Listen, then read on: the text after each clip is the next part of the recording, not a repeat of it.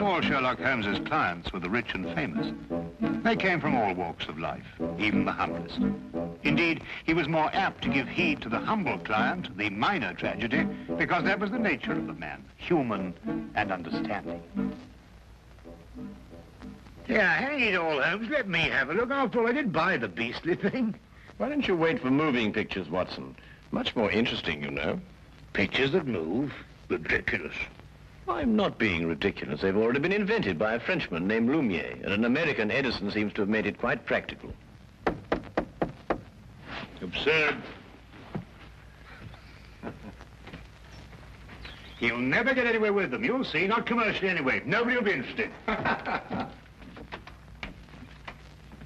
Come in.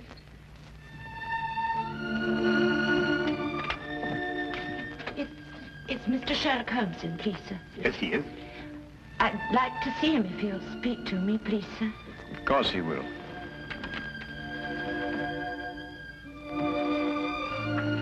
This is Mr. Sherlock Holmes. I'm Dr. Watson. Mrs. Sir? Mrs. Jessie Hooper. Oh, come now, my dear, it's not as bad as that. It's Billy, sir. My husband.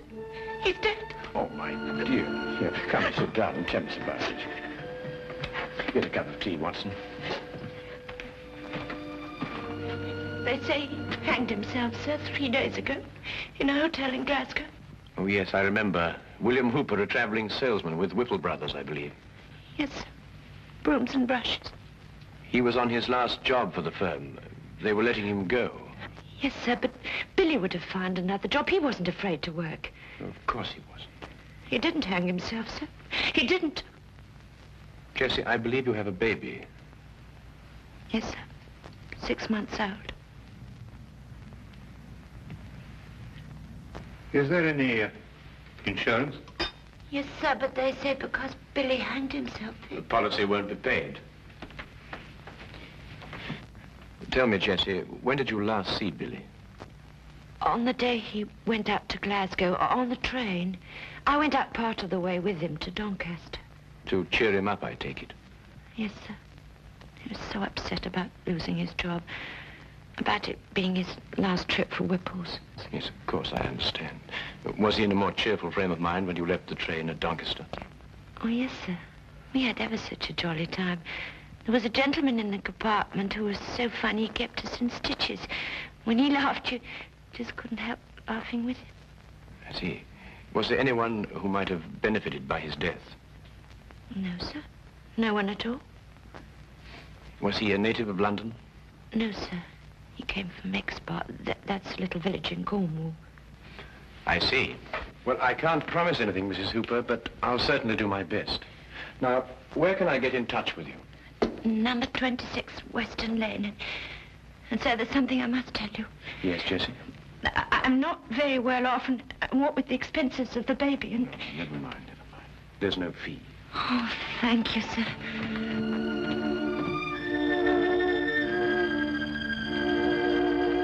Goodbye, sir. Goodbye, Jessie. Sir, I don't know how to...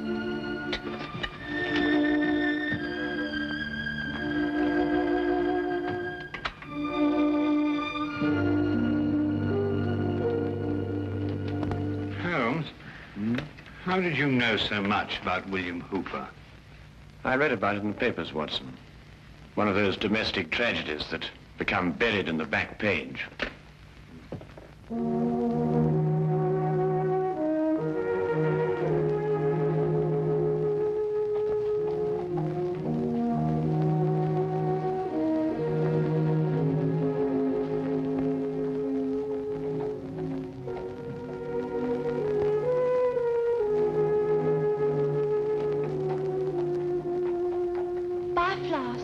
No, thanks.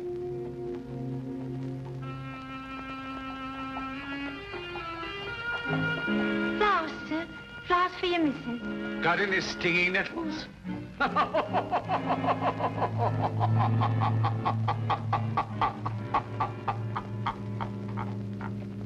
If you want to kill somebody, you can poison them or shoot them or stab them or push them over a cliff if you like, but you don't hang them. It's too deucedly awkward. Unless, of course, you want to make it look like suicide.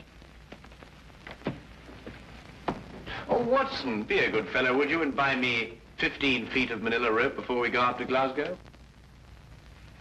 Well, we could buy that anyway. Glasgow?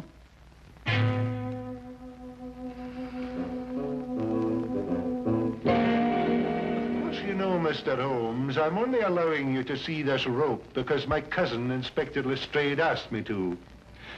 He tells me you've been a wee thing useful to him down there in London from time to time. Well, that's very kind of you to say so, Inspector McDougal. I'm sure that your cousin would appreciate that.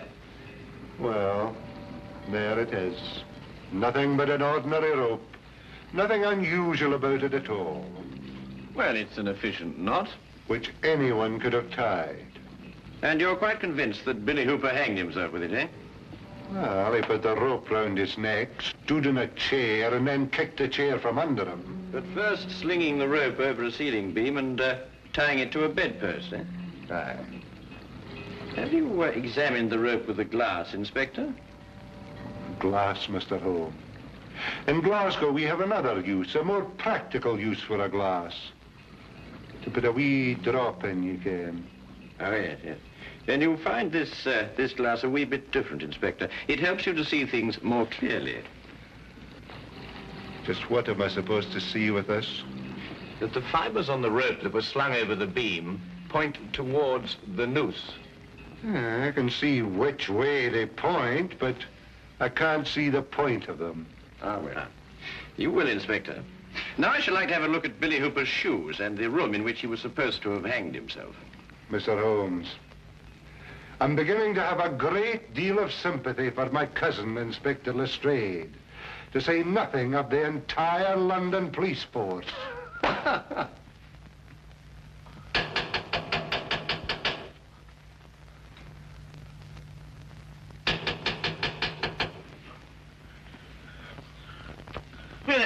What's up? Who's it? What's there? Who's it? Huh? Morning, sir. Morning. Beautiful morning, isn't it? This is the room, gentlemen.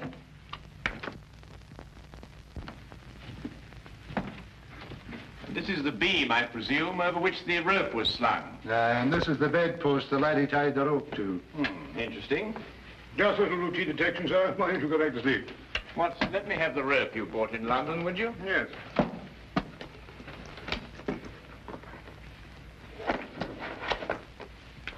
Thank you.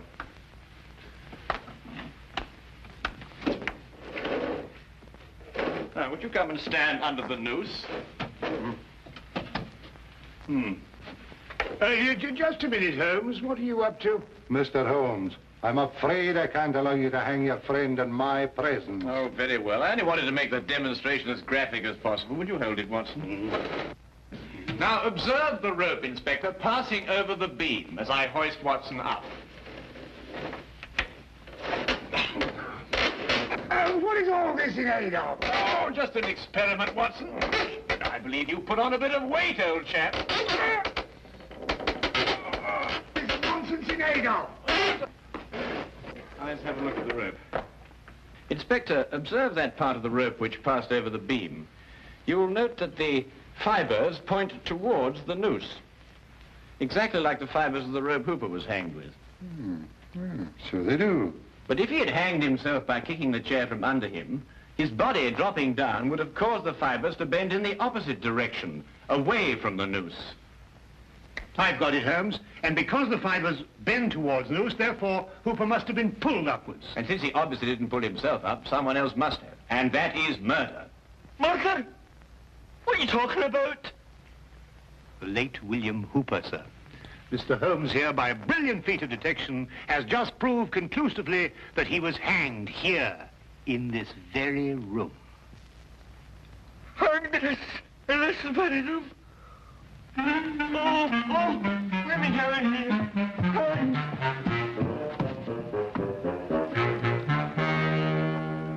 And this, I presume, is the chair that Hooper stood on. That's it. Yeah, there are no scratches on the seat. And there was a nail sticking out of Hooper's right shoe. Further evidence if you require any, Inspector. Ah, fragments of glass. Was there a broken drinking glass found on the floor, Inspector? No, nothing at all. Oh, I expect the murderer tied it up after him. But I think that we'll discover that he gave Hooper a drink with a drug in it. Rather difficult to analyze at the moment, but I shall have a look into it. Wasn't there someone in the bed, Watson, when we came in?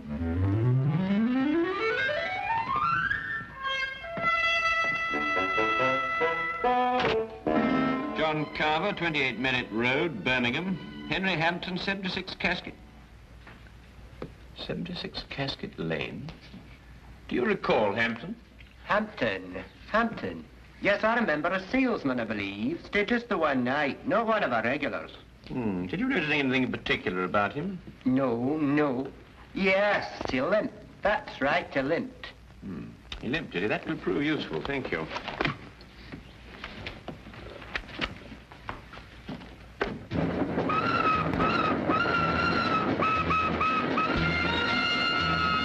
Aside from the fact that Hooper was murdered, what else do we learn in Glasgow? Well, Watson, that the man who registered under the fictitious name of Henry Hampton of 76 Casket Lane is the murderer. Oh, I see.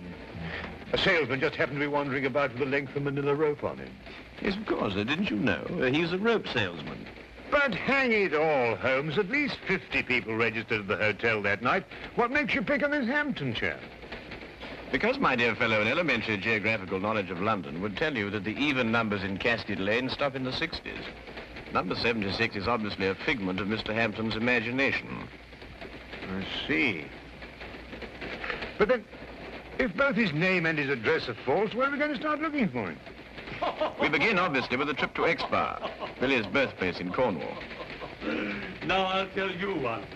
About the chap who woke up one morning with an elephant trunk instead of his nose.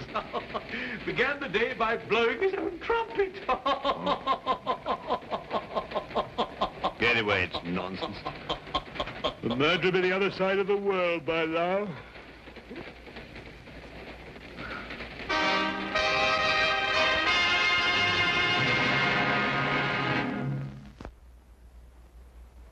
And now we return to the case of the Jolly Hangman.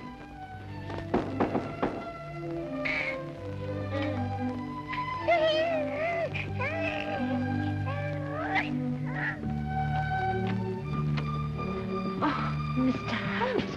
Dr. Watson. Good morning, Jessie. I hope we haven't interrupted your household chores. Oh, no, sir. Please come in. Thank you. So that's a little man, eh? Yes, sir, that's little Billy. Oh, I say, Holmes, look at that chest, too. Look at these biceps. Yes, Watson, and look at that nice high forehead and that well-developed cranium. Won't you have some tea, sir? I'm sorry, Jessie, but I'm afraid we won't have time. We've come to ask you a few questions about your husband. Yes, sir. Please sit down. Thank you. Dr. Watson and I have just come back from Exbar. It occurred to me that the seeds of what happened in Glasgow were sown in the past. We learned, Jessie, that when Billy was 7 years old, his grandfather was murdered. Did you know that? No, sir. Billy never told me. I can understand that. He was a sensitive young man, and he wouldn't want to burden you with a gruesome story. What happened, sir? Well, at that time, Billy was living alone with his grandfather on an isolated farm. One night, the old man gave shelter to a stranger. The following morning, Billy's grandfather was found murdered, and Billy was discovered incoherent with fear, hiding in a shed. The murderer was never identified. The only thing that Billy could tell the police was that the man limped. Exactly, Watson. However, years passed. The murderer felt comparatively safe. There was only one person in the world who could identify him. The man who once had been that 7-year-old boy. And he probably thought the little boy'd forget anyway. But the little boy didn't forget.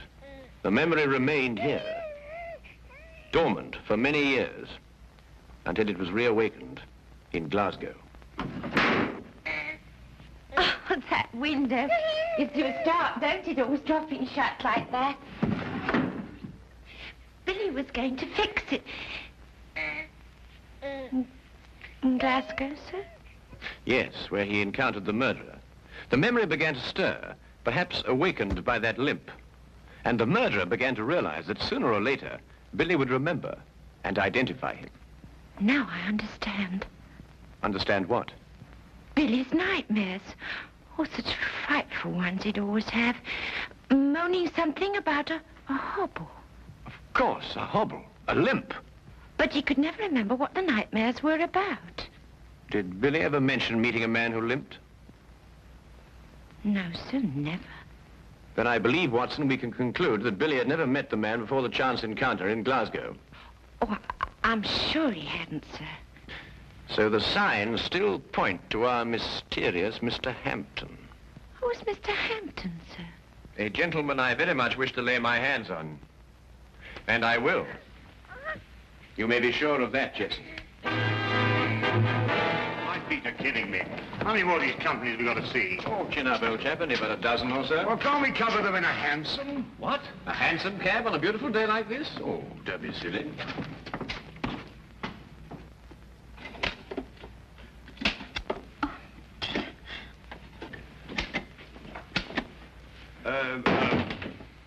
Good afternoon. Do you use a colon or a semicolon after, dear sir? Oh, colon, miss. Now, come along, Holmes. You know better than that. A semicolon, young lady. But I can't find either. Tell me, is your sales manager in? A sales manager? That'd be Mr. Thornton, wouldn't it? Or Mr. Baxter? Yes, Mr. Baxter. Did you have an appointment with him? No. Must we have one? I don't know. I'll ask him.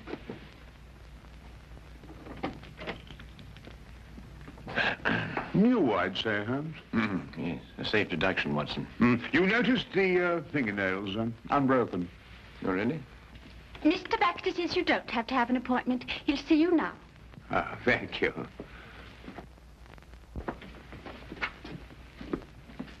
Good afternoon, gentlemen. Good afternoon.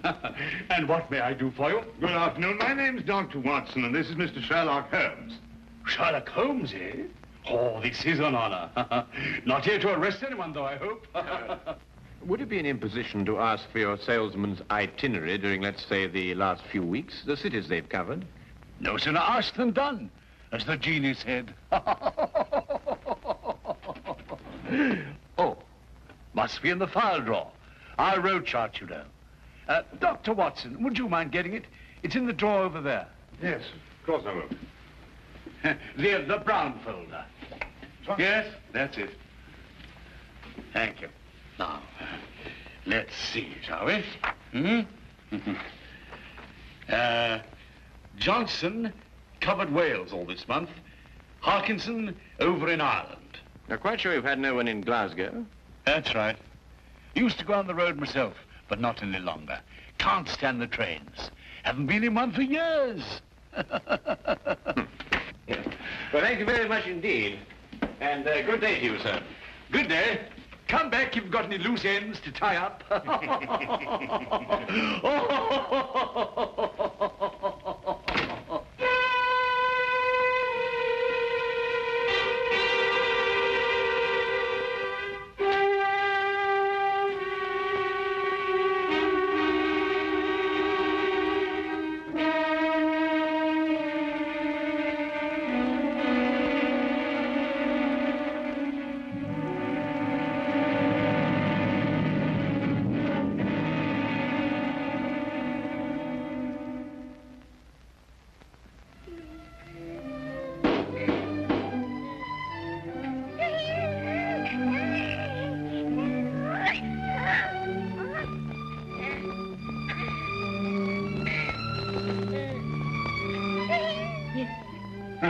Good afternoon, Mrs. Hooper.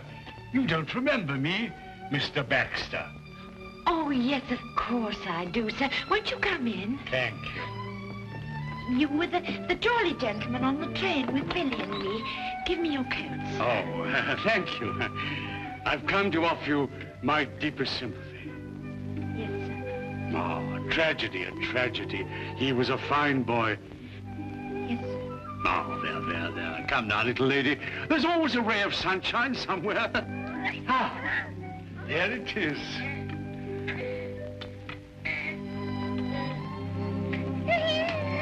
A little bundle of happiness. A joy and blessing for you. You'll always have...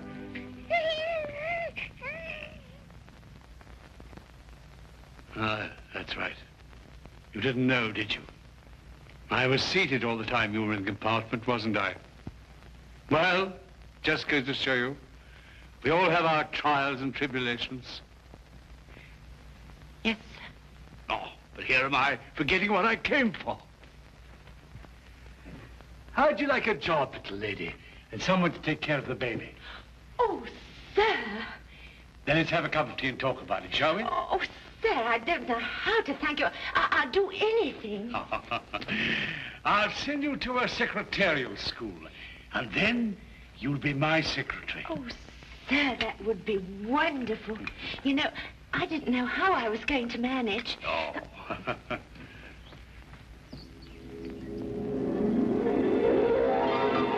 You take sugar, sir? Huh?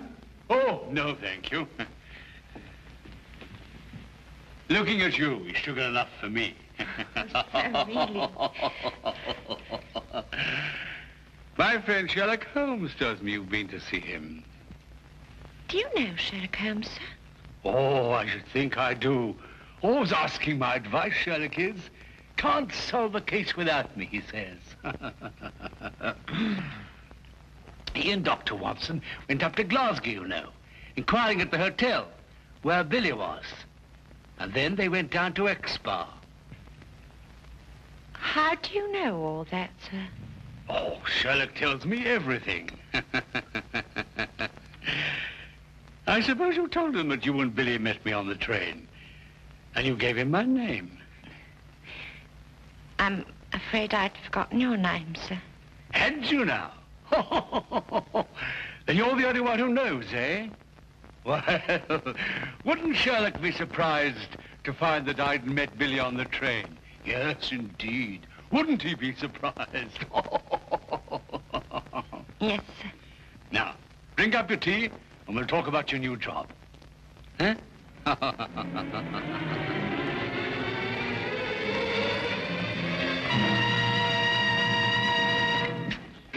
What is it? On the train coming down from Glasgow. What about the train? That's where we heard that laugh. By Jove, you're right. The man telling jokes in the next compartment. Oh, I've been a fool. Why do you suppose he sent you to get that road chart when he could have got it himself? Well, I suppose I was nearest to him. No, because he didn't want us to see that he limped. Don't you understand? He's the jolly man in the train who cheered up Billy and Jessie. Yeah. Cabby! Here! Quickly, Watson. We've no time to lose. I'm right behind you. Baxter's office? No. Who's the only person who can prove that Baxter met Billy? Why, Jessie. Yes, of course. 26 Western Lane, driver and fast. We've got to stop another hanging. Just sleep. Sleep.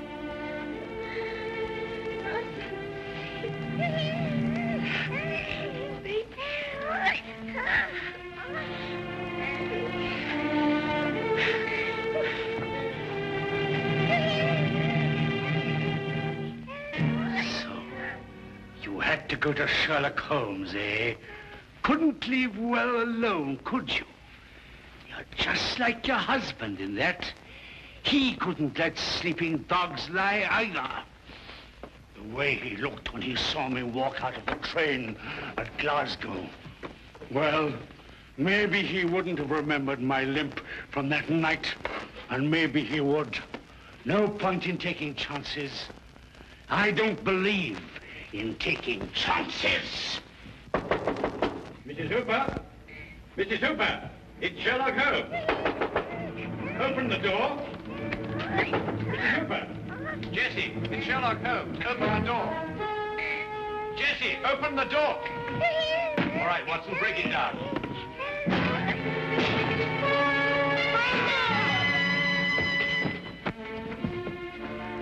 It's all right, she's just drugged. Look, what?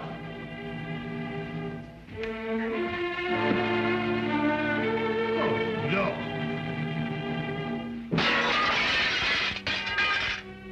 Neck broken.